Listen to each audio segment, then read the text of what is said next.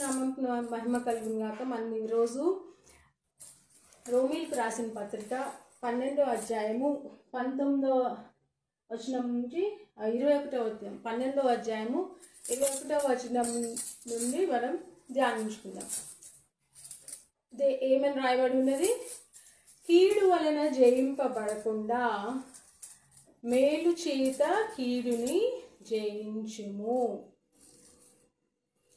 అంటే అనేక మంది మనకు కీడు చేత మనని జయించేసేద్దాం, వీళ్ళకి ఎట్లయినా కీడు చేద్దాం అని మన దగ్గరికి మంచిగా ఫ్రెండ్లీగా మన దగ్గర కలిసి ఉంటారు. కొంతమంది అట్లా ఉంటారు అన్నమాట.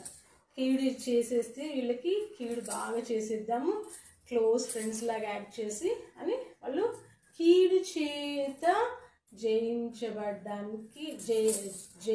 జయించడానికి వాళ్ళు అట్లా దగ్గర అవుతూ ఉంటారు మనుషులకి. అట్లాంటప్పుడు మనం ఏం చేయాలి? కీడుకి ప్రతి కీడు చేయకుడి. ఇక్కడ రోమీలు 12:17 వచనంలో ఏమని రాయబడింది? కీడుకి ప్రతి కీడు. అయితే మన దగ్గరికి మంచి మంచి మాటలు చెప్పుకుంటా వచ్చి కీడు చేసేద్దాం వీళ్ళకి ఎట్లయినా అని బాగుగా ప్రయత్నించే వాళ్ళ గురించి ఏమంటున్నాడు దేవుడు? కీడుకి ప్రతి కీడు చేయకుడి. అప్పుడు వాళ్ళకి మనకి తేడా ఏముంటుంది కదా? కీడుకి ప్రతి కీడు చేయకుడి అని రోమీలకు రాసిన పత్రికలో పరిశుద్ధుడైన పౌలు చెప్తూ ఉన్నాడు అన్నమాట రోమీల సంఘానికి. అయితే యేసేపు యొక్క చరిత్ర చూసినప్పుడు యేసేపు ఆదికాండము 30వ అధ్యాయము 50వ అధ్యాయము ఆదికాండము 50వ అధ్యాయము 21వ వచనంలో ఏమని రాయబడినది?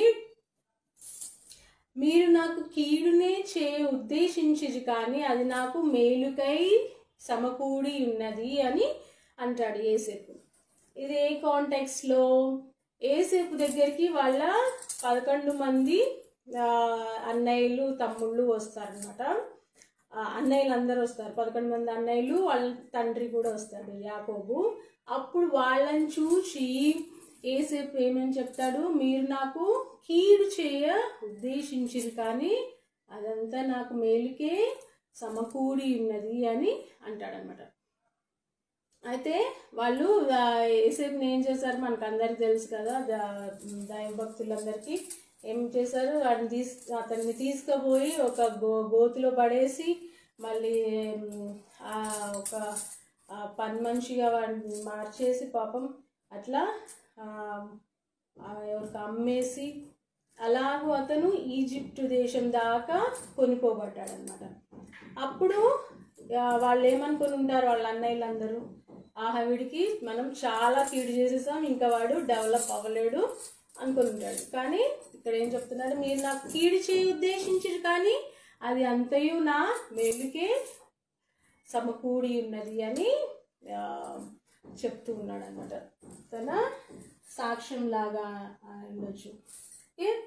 అప్పుడు అలాగ మనము యేసేపు వలె మన అక్క చెల్లెళ్ళ వల్ల, మన బంధుమిత్రాదుల వల్ల మనకి చక్కటి చెలికత్తలాగా పక్కనే అంటుకొనే ఉండే 24 గంటలు ఉంటారు కొంతమంది.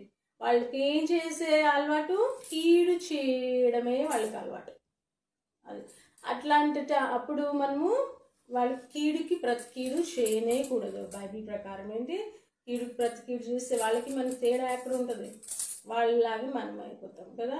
వి should show our higher grader things, we should show our poshness. Okay, షుడెంట్ కీడుకి కీడు చేయకూడదు అనమాట. అలాగూ వ్రాయబడి ఉన్నది. యేసేపు నుంచి మనము ఏమని ధ్యానిద్దాము?